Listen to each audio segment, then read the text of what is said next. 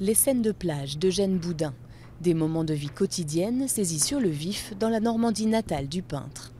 Au milieu du 19e siècle, en pleine période romantique, l'artiste tranche par son style. Quand on peint sur le motif, précédemment, on peint des études et puis ensuite les peintres vont dans l'atelier, ils utilisent ces études et ils en font quelque chose de différent, où on a perdu l'atmosphère de l'extérieur, l'atmosphère de plein air. Et Boudin est le premier à vouloir conserver cette atmosphère si particulière de la lumière de plein air, de la conserver dans l'œuvre faite dans l'atelier. Et c'est ce que vont vouloir faire les impressionnistes. Le roi des ciels, comme le surnommait Corot, est donc un précurseur de l'impressionnisme. Arrivé trop tôt peut-être pour plaire à ses contemporains.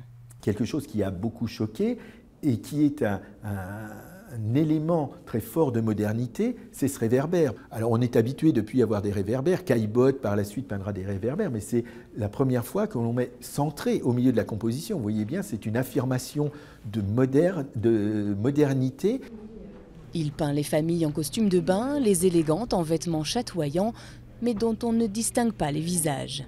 Il a voulu conserver l'impression de vue dehors, donc comme c'est le crépuscule, les figures commencent à s'estomper. En réalité, l'aristocratie du Second Empire, elle ne voulait pas se voir représentée comme ça, elle voulait se voir identifiable facilement, de manière beaucoup plus photographique.